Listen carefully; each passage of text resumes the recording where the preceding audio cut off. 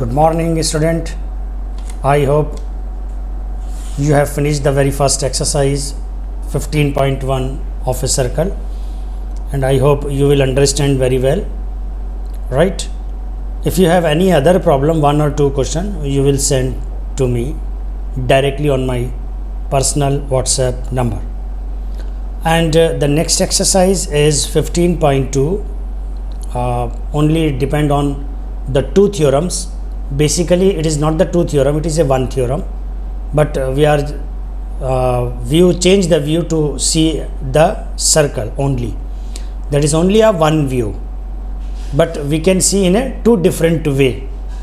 So theorem 1 and theorem 2, and 2 are the converse of that. तो book में आपको 4 theorems दिख जाती हैं.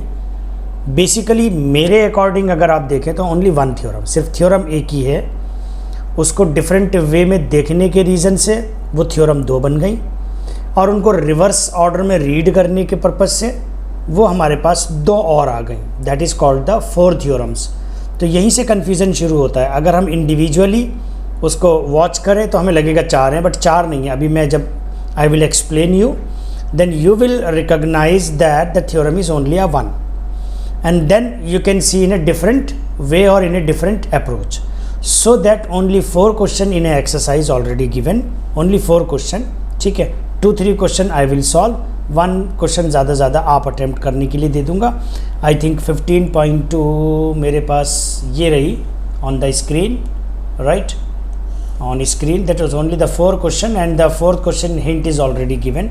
Now come to the theorem and see what the theorem say. The very first statement of the theorem is, मैं अपने आप को छोटा कर लेता हूँ, right? फेस इंटरेक्शन होता है तो लगता है कि कोई मेरे सामने बैठा है. I think, I hope that you will enjoy this type of teaching. And the question is, in equal circles, or you can say in the same circle, एक ही सर्कल नहीं है, 2 सर्कल बनाए. If 2 arcs subtend equal angles at the center, then they are equal. Now पहले मैं एक circle के respect में explain करता हूँ. That is the same theory in for the 2 circles. So एक सर्कल मेरे पास like this, the circle, and according to the question, in equal circle or in the same circle, if 2 arcs subtend equal angle, okay, one arc is like this, A and B, make an angle at the center B, suppose angle AOB, right? And the other arc is C and D, like this.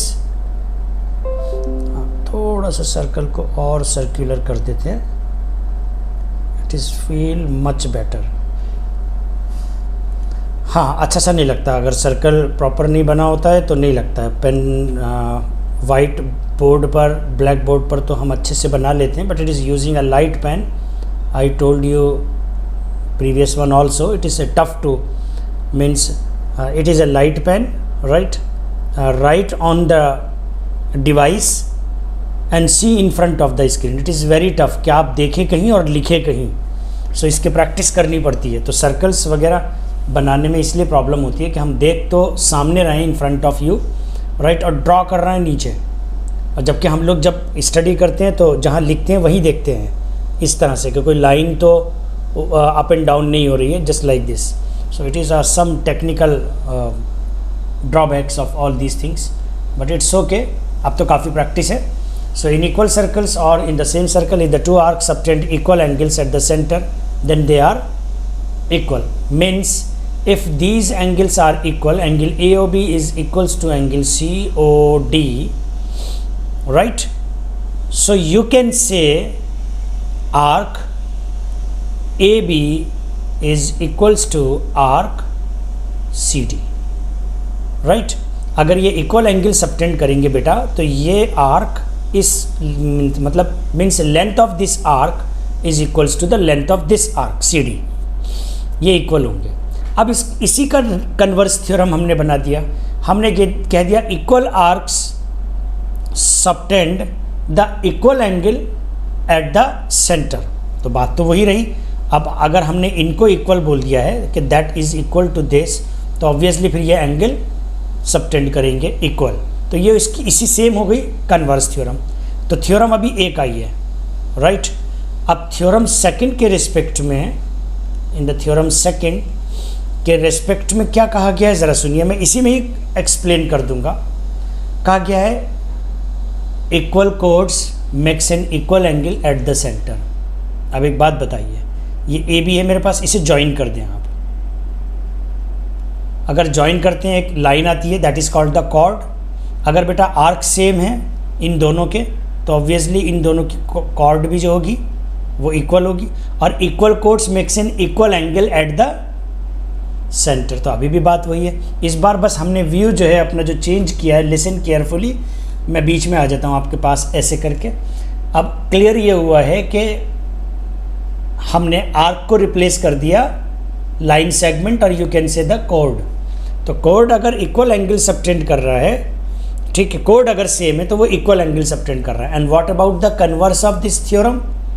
The converse of this theorem is opposite कर दीजिए, ठीक है। क्या equal? अगर angle equal हुए तो codes are same, ये इसकी कन्वर्स हो जाएगी। तो प्रैक्टिकली थ्योरम एक है, उसके व्यूज़ दो हैं, और फिर उसके कन्वर्स यानी अपोजिट करके बोलने के पॉइंट ऑफ व्यू से दो और आ जाती है। तो बुक में आप वो आपको कितनी दिखाई देंगी? 4। लैंग्वेज हमें उसी के रिस्पेक्ट में लिखना होगा जिस रिस्पेक्ट में क्वेश्चन गिवन होगा, उसी के रिस्पेक्ट में। अगर वो हमसे बोलता है एंगल्स आर सेम, तो हम कहेंगे by theorem angles are same, so the length of the कोड इज ऑल्सो सेम।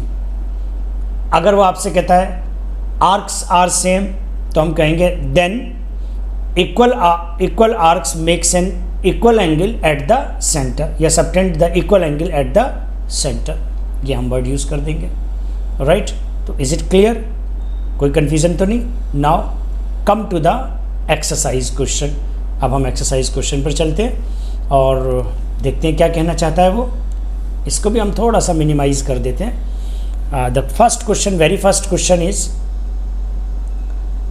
मेरे पास यहीं पे वाइट स्क्रीन भी है, तो I will write it now in this white section also, but एक बार पेन चल के रुकता ज़रूर है, ठीक है ना।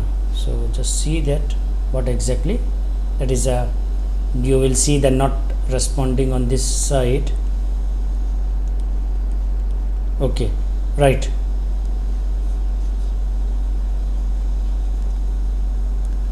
Yes, if arcs APB and CQD of a circle are congruent, then find the ratio of AB and CD. Okay, draw the circle, and arc APB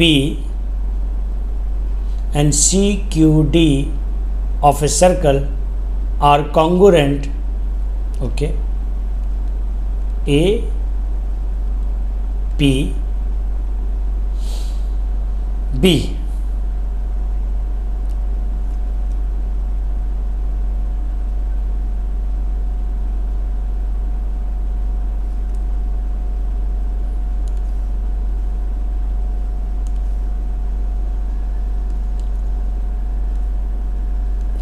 इस टाइप से दिया है APB, उसे बोलना नहीं चाहिए था इस टाइप से वैसे, इसलिए मैं थोड़ा सा रुक गया। C यहाँ बीच में एक ले लिया, QD, आर्क APB, ठीक है, यानी कि like this,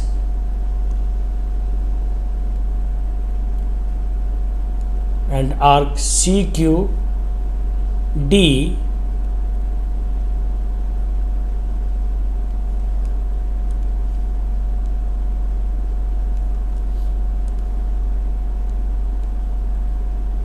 like this, right. ये इक्वल एंगल सबटेंड करते हैं। Arcs APB and CQD of circles are congruent, then find the ratio of AB is to CD. That is very easy to join this AB, join this C D. अब आप क्या कहेंगे, angles subtend arcs subtend equal angle, right. Congruent word use किया उसने, equal angle नहीं use किया, congruent use किया। Congruent means हो जाता है बाय सीपीसीटी से कि A O D is equals to angle C O D. Angle A O D is equals to angle C O D. ये एंगल इस एंगल के इक्वल है अगर, तो वी कैन से, अब आप यहाँ से लिखेंगे by theorem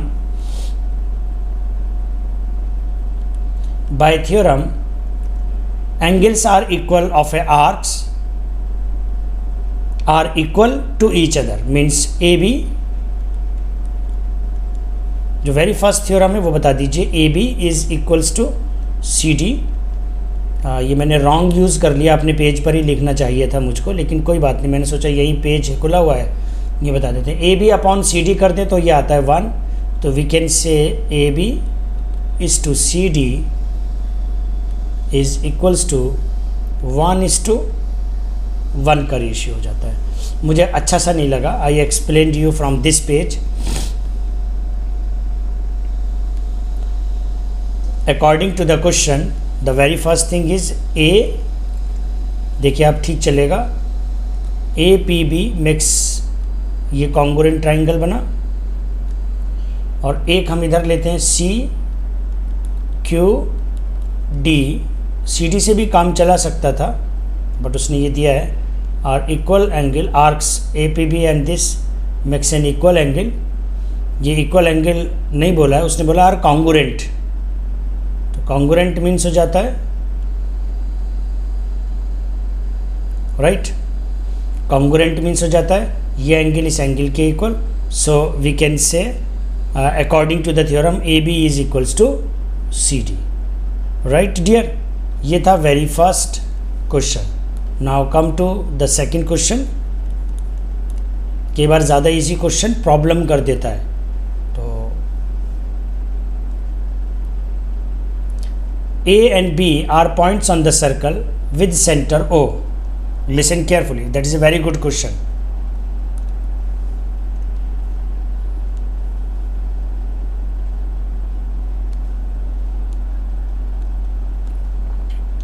A and B are points on circle with center O. C is a point on the circle such that OC bisect angle AOB. Okay, C is another a point this, and क्या कर रहा है ये OC line जो है वो bisect कर रहा है एंगल AOB को, means OC bisect already given है, OC bisect angle AOB. So you can say, अगर हम सॉल्यूशन में लिखना शुरू करें, that is a given point in solution, we can say angle AOC is equals to angle BOC, right. ये given था, bisect करता है, तो this angle is equal to this. अब आप लिखेंगे AC and BC are arcs of a same circle. अब लिखेंगे by theorem it is important to write down the statement of the theorem, and the theorem statement is a very first theorem जो मैंने अभी आपको बताई, तो वो आप उसका पूरा स्टेटमेंट लिखेंगे। The statements in the same circle, आप कहेंगे इक्वल सर्कल नहीं बोलना, आप बोलना in the same circle if two arcs subtend equal angle at the centre then they are equal. तो नाउ योर आंसर इज, आपसे कह रहा है prove that OC bisect the arc AB. So we are saying after write down the statement of the theorem,